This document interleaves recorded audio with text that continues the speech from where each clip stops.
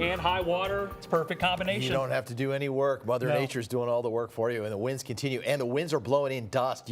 I can smell it here in the studio. If you go outside, you can probably smell it. Take a look at this shot. It does look a little bit better than it did before. Notice how big that makes the sun look as the sunlight is coming through all of those dust particles in the atmosphere. It's scattering out that sunlight, and it's really making the sun look super huge, almost the Star Wars type of Tatooine appearance. West-southwest winds right now 20 miles an hour. The clouds, that's essentially dust. There is some cloud cover out there. 3-day forecast tomorrow after a chilly start of 42 will warm to 62. I'm going to keep the weather impact alert going for another windy day tomorrow. Winds won't gust as strong as today, but we could still see some gusts up to 40 miles an hour. Look how cold it is. Thursday morning down to 35, then 70 Thursday afternoon, and then 78 Friday with morning clouds giving way to afternoon sunshine. All right, highest gusts we've seen today.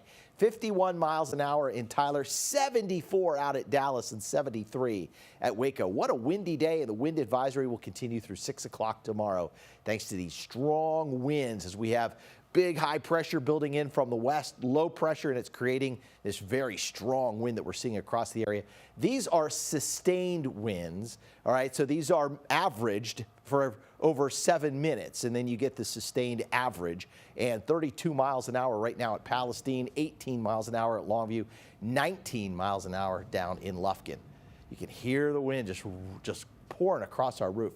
The winds will stay right through the evening hours in that 20 to 25 mile an hour range, sustained gusts closer to 40 miles an hour through the evening. There's your storm. As it winds up and continues to move out, and the drier air now is coming in. And this storm, so far, what we've heard from the Storm Prediction Center, 103 wind reports since early this morning, including several in East Texas. No confirmed tornadoes. So what happened in Camp County? All right, so we are using the Shreveport National Weather Radar, and it is shooting into the cloud, probably about 5,000 feet Pittsburgh, and the cell moved across parts of northern Camp County and the campground up there, and our radar sampled a velocity near 90 miles an hour. And when you take the inbound and the outbound winds right here, that added up to a 97 mile an hour recording. So that's strong enough for a tornado.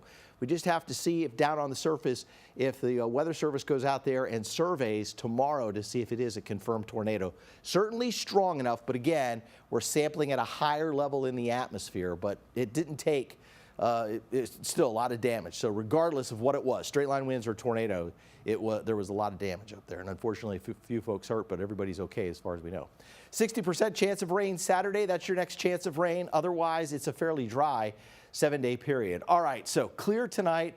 Winds occasionally gusting to more than 40 miles an hour. It'll be a windy night as lows drop down to 42 degrees. Tomorrow, windy and cooler.